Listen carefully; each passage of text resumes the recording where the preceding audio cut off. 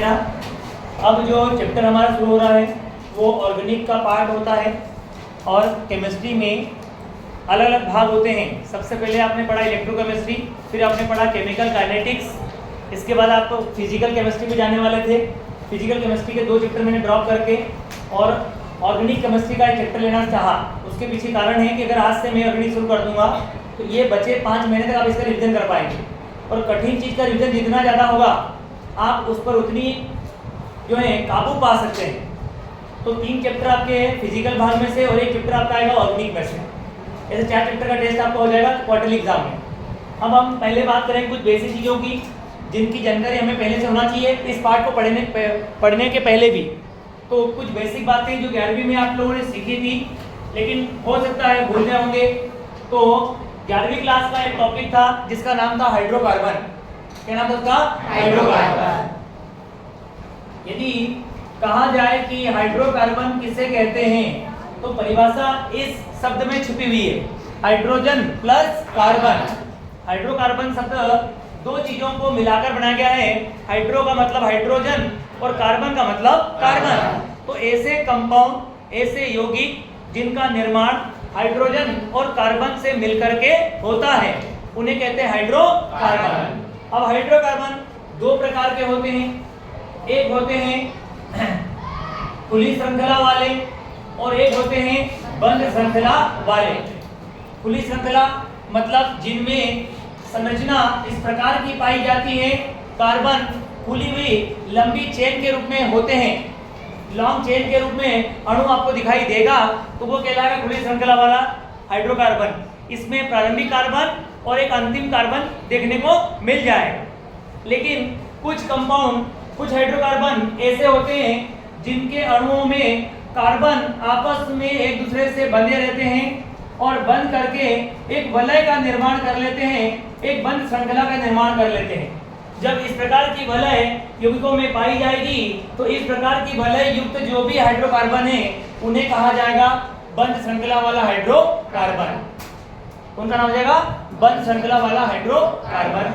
हम सबसे पहले बात करेंगे उन हाइड्रोकार्बनों की जिनकी श्रृंखला खुली हुई होती है। खुली हुई श्रृंखला वाले हाइड्रोकार्बनों को हमने एलिफेटिक हाइड्रोकार्बन कहा है। क्या कहा है उनको? एलिफेटिक। अब एलिफेटिक हाइड्रोकार्बन में सबसे पहले आता है एल्केन। सबसे पहले क्या आता है बेटा? एल्केन। एल्केन को पैराफिन भी कहते हैं। क्या कहते हैं इसको आप लोग? पैराफिन। और एल्केनों का जो सामान्य सूत्र है वो होता है CnH2n+2। एल्केन का सामान्य सूत्र 1 नंबर का ऑब्जेक्टिव आ भी सकता है आपको। एल्केनों का सामान्य सूत्र क्या होता है? CnH2n+2।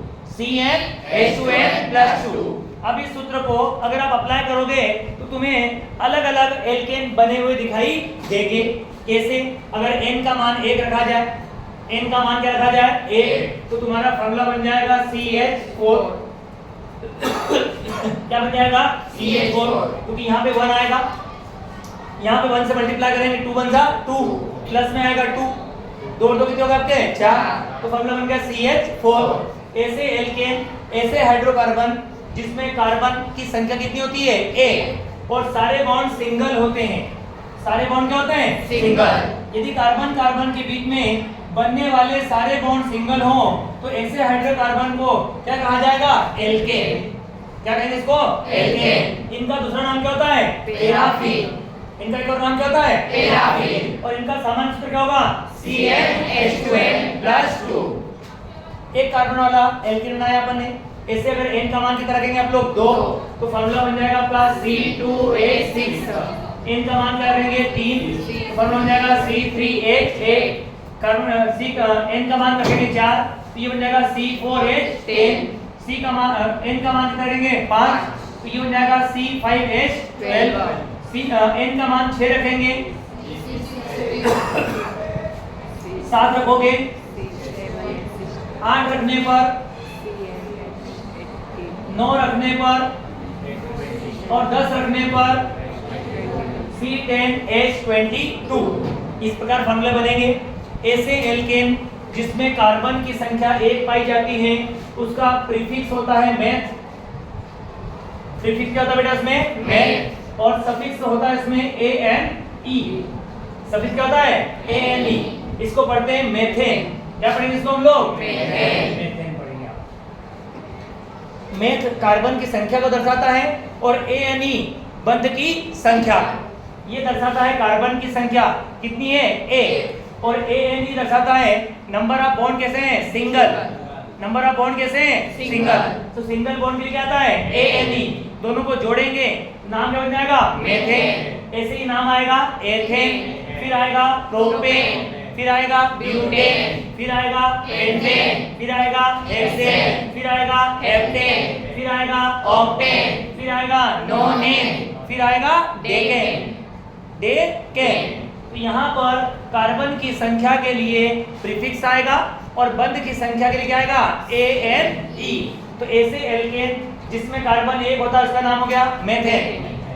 दो वाले का एथेन, दो वाले का एथेन, दो वाले का एथेन, तीन वाले का प्रोपेन, तीन वाले का प्रोपेन, चार वाले का ब्यूटेन, चार वाले का ब्यूटेन, पांच वाले का पेंटेन, पांच वाले का पेंटेन, छह वाले का हेक्सेन, छह वाले का हेक्सेन, सात वाले का हेप्टेन, सात वाले का हेप्टेन, आठ वाले का ऑक्टेन, ऑक्टेन क्या आएगा? ऑक्टेन। नौ वाले का नोनेन, नोनेन क्या आएगा? नोनेन। 10 वाले का डेकेन, डेकेन।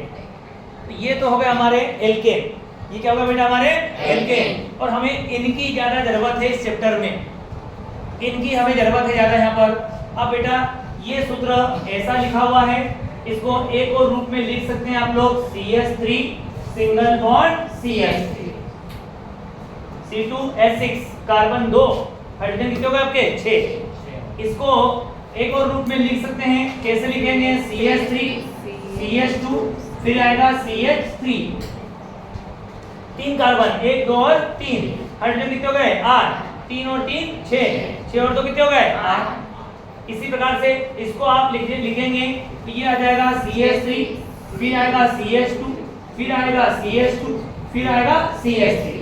जो कोने वाले कार्बन है उसमें एच कितने रहेंगे? 3 की, और बीच का कोई भी कार्बन होगा एच कितने रहेंगे? वहां पे 2 रहेंगे।